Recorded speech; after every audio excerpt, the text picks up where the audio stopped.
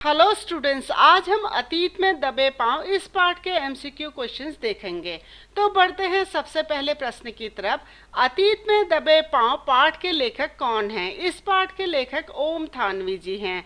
अतीत में दबे पांव पाठ क्या है? यह एक यात्रा वृत्तांत और रिपोर्टाज है जिसमें लेखक ने मोहनजोदड़ो की यात्रा कर वहां के बारे में बताया है। अतीत में दबे पांव पाठ में किस सभ्यता का वर्णन किया गया है? इसमें सिंधुकालीन सभ्यता के एक प्रसिद्ध नगर मोहनजोदड़ो का वर्णन किया गया है। वर्तमान में यह पुरातात्विक स्थल कहाँ स्थित है? वर्तमान में मोहनजोदड़ो पाकिस्तान के सिंध प्रांत में स्थित है। मोहनजोदड़ो किस नदी के तट पर स्थित है? यह सिंधु नदी के तट पर स्थित है। मोहनजोदड़ो किस काल के शहरों में सबसे बड़ा शहर है? यह ताम्रकालीन सभ्यता का सबसे बड़ा शहर है। मोहनजोदड़ो का अर्थ क्या है? मोहनजोदड़ो का अर्थ मृतकों या मुर्दों का टीला है।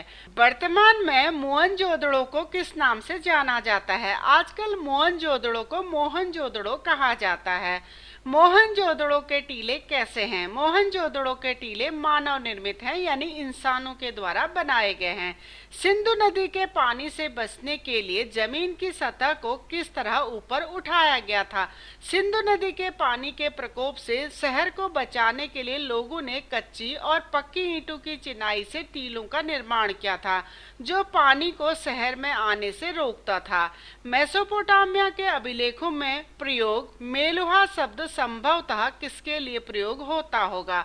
मेलुहा शब्द भी मोहनजोदड़ो के लिए ही प्रयोग किया जाता था। मोहनजोदड़ो की खोज किसने की थी? मोहनजोदड़ो की खोज एक पुरातत्ववेदा राखलदास बनर्जी ने की थी। राखलदास बनर्जी मोहनजोदड़ो कब आए थे? सन 1922 में आए थे। मोहनजोदड़ो की खुदाई किसके निर्देश पर शुरू हुई थी? मोहनजोदड़ो की खुदाई राखलदास बनर्जी ने जॉन मार्शल के कहने पर की थी, जो उस समय के भारतीय पुरातत्व सर्वेक्षण विभाग के महानिदेशक थे। मोहनजोदड़ो स्थल किस चीज की अनूठी मिसाल है? यह नगर नियोजन की अनूठी मिसाल है। सिंधु घाटी सभ्यता कितने साल पुरानी है? यह लगभग 5000 साल पुरानी है।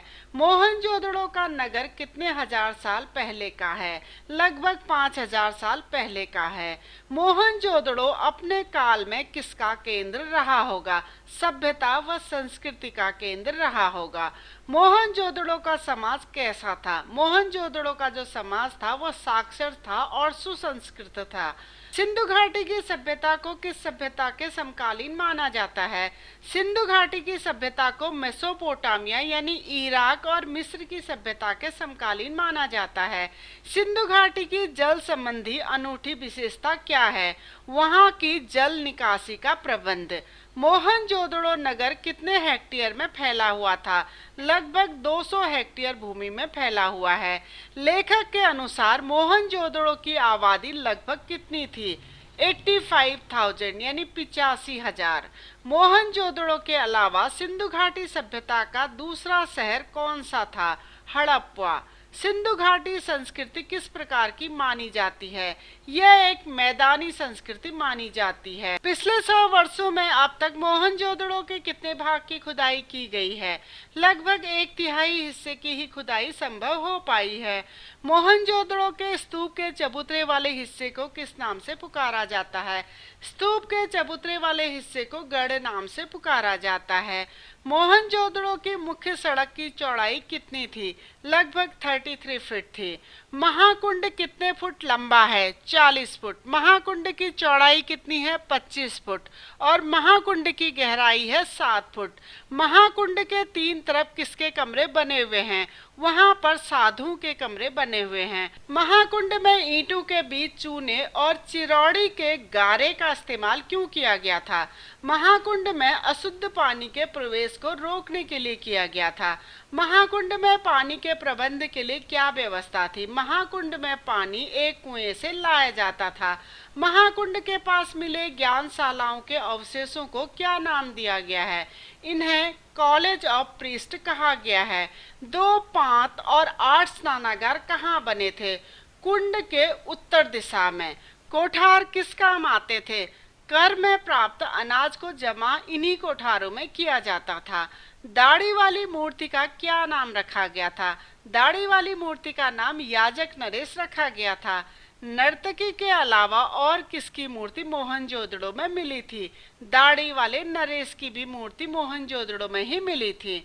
मोहनजोदड़ो से सिंधु नदी कितनी दूरी पर बहती है? लगभग 5 किलोमीटर की दूरी पर बहती है। मोहनजोदड़ो और हड़प्पा से प्राप्त हुई नर्तकी की मूर्ति किस राष्ट्रीय संग्रहालय में रखी गई है? नई दिल्ली के राष्ट्रीय संग्रहालय में इन्हें रखा गया है। मोहनजोदड़ो की गलियों तथा घरों को देखकर लेखक को किस प्रदेश का ख्याल आया? राजस्थान का ख्याल आया। मोहनजोदड़ो के घरों में टहलते हुए लेखक को किस गांव की याद आई? कुलधरा की याद आई। मोहनजोदड़ो की खुदाई में निकली पंजीकृत चीजों की संख्या लगभग कितनी है? ये 50,000 से अधिक मानी गई है। मोहनजोदड़ो की लंबी सड़क अब कितनी बची है? आधा मील ही बची है। सिंधु घाटी सभ्यता में कपास पैदा होता था, इसका प्रमाण क्या है? वहां मिला सूती कपड़ा, इसका प्रमाण है। मोहनजोदड़ो को नागर भारत का सबसे पुराना क्या कहा गया है? लैंडस्केप माना गया है। मोहनजोदड़ो की सभ्यता और संस्कृति अब किस जगह की शोभा बढ़ा रही है? अजायब घरों की अब ये शोभा बढ़ा रही है। मोहनजोदड़ो के वास्तुकला की तुलना किस नगर के साथ की गई है? चंडीगढ़ नगर के वास्तुकला से की गई है। खुदाई से प्राप्त गेहूं का रंग कैसा था? काला था। अजायब घर में तैनात व्यक्ति का क्या नाम था? अली नवाज। सिंधु सभ्यता की खूबी क्या है? वहां का सौंदर्य बोध। लेखक ने सिंधु सभ्यता के सौंदर्य बोध को क्या नाम दिया है? समाज पोषित सौंदर्य बोध। यहाँ की आड़ी और सीधी सड़कों को आज के वास्तुकार क्या कहते हैं? Grid plan. भग्न इमारतों में कितने खंबे हैं? 20। डी के हल्का किसके नाम पर रखा गया है? दीक्षित काशीनाथ जी के। सोने की 3 सुइयां किसे मिली थी? काशीनाथ दीक्षित जी को। यहाँ के सबसे महत्वपूर्ण हिस्से का नाम डी के जी किसके नाम पर रखा गया है? पुरातत्व वेदा काशीनाथ जी के नाम पर रखा गया है। सिंधु घाटी सभ्यता में कौन से फल उगाए जाते थे? खजूर और अंगूर उगाए जाते थे। मोहनजोदड़ो के सबसे ऊंचे चबूतरे में क्या विद्यमान है?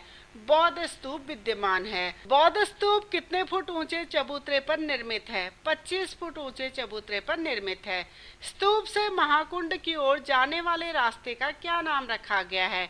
डिविनिटी स्ट्रीट यानी देव मार्ग। चबूतरे पर किसके कमरे बने हुए हैं? बौद्ध भिक्षुओं के कमरे बने हुए हैं। साधु के कमरे कहाँ थे?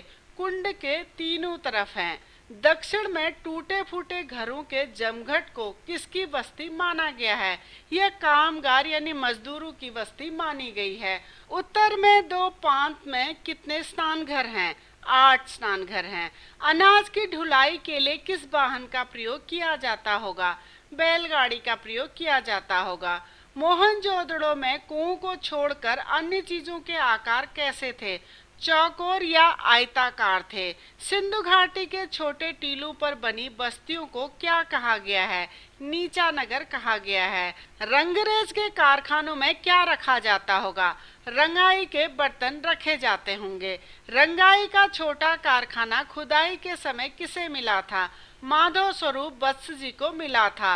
नालियों की क्या विशेषता थी? मोहनजोदड़ो में मिली नालियां एकदम पक्की ईंटों से बनी व ढकी हुई थी। सिंधु की खास पहचान छापे वाले कपड़ों को क्या कहते हैं? अजरक।